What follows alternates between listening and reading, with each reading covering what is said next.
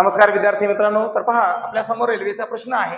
प्रश्न असा आहे, दोन रेल्वेची लांबी अनुक्रमे 228 मीटर व 222 मीटर आहे.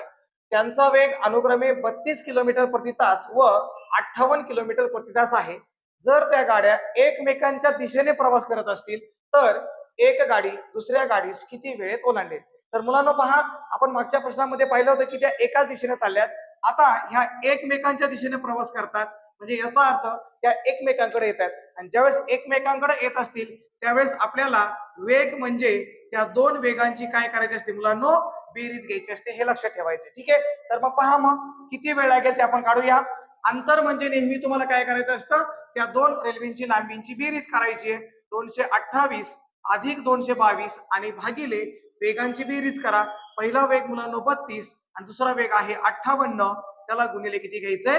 18/5. बरोबर. बेरीज करा. 2 आणि 8 10, चला 1, 2 2 4 आणि 1 5 आणि 2 2 4 म्हणजे 450. बेरीज करा. 8 आणि 2 10, चला 1, 5 आणि 3 8 आणि 1 9. त्याला गुणिले मुलांनो 18/5. ठीक आहे. 18च्या पाड्यामध्ये 90 आहे. 18 1 18, 18 5 90 मुलांनो. त्यानंतर 5 1 5, 5 9 45 वरचा एक 0 आणि 90 भागिले 5 म्हणजे 5 1 5, 5 1 5, 9 मधून 5 गेले 4 उरले, 4वर 0 40, 5 8 40. म्हणजे याचा अर्थ एक रेल्वे दुसऱ्या रेल्वेस मुलांनो 18 सेकंदामध्ये काय करेल? ओलांडेल. अशा प्रकारे हा प्रश्न सोडवायचा आहे.